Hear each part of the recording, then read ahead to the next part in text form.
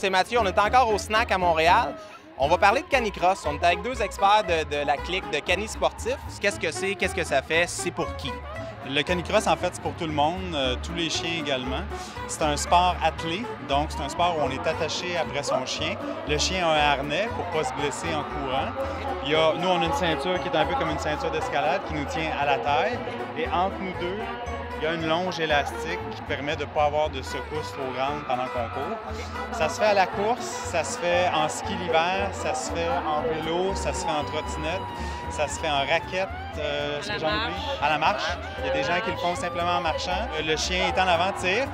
Selon le chien, bien, ça tire plus ou moins. Il faut toujours essayer d'avoir un poids adapté par rapport au chien qu'on a.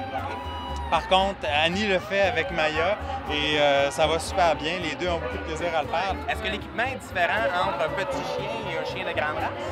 C'est pratiquement le même équipement. C'est un harnais, une longe puis une ceinture. Du harnais pour Maya, étant donné qu'elle est plus petite, le harnais, c'est sûr qu'il n'y a pas besoin de faire tout son corps au complet pour répartir le poids parce qu'elle ne tire pas vraiment. Donc, c'est peut-être juste un petit harnais qui va accoter en avant. Il y a une petite bande de néoprène ici pour l'empêcher de se blesser. Puis, il faut juste qu'elle soit confortable. Une chaîne élastique, encore une fois, la ligne de trait. Celle de Mathieu, elle est un petit peu trop pesante pour Maya, donc j'en ai adapté une qui est plus légère avec du matériel d'escalade.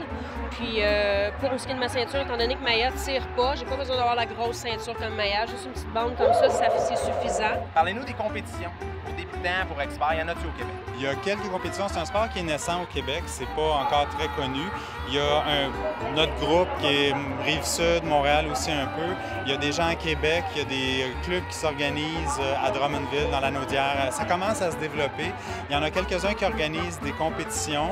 Ça dépend beaucoup de l'événement. Il y a des compétitions qui sont plus de nature familiale, récréative. Il y a des compétitions plus sérieuses. Quelqu'un qui est dans une municipalité qui n'a pas de groupe, qui veut se partir quelque chose, il peut communiquer avec vous?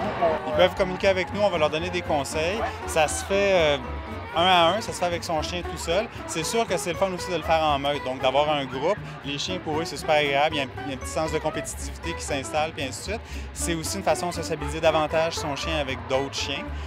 Mais oui, effectivement, ils peuvent communiquer avec nous. On leur donnera des trucs, des conseils, les diriger vers peut-être des boutiques qui peuvent tenir ce type d'équipement-là. Il n'y a pas de problème. Bon, ben génial. Vous êtes une gang vraiment dynamique et sympathique, donc lâchez pas. Merci. Bon salon.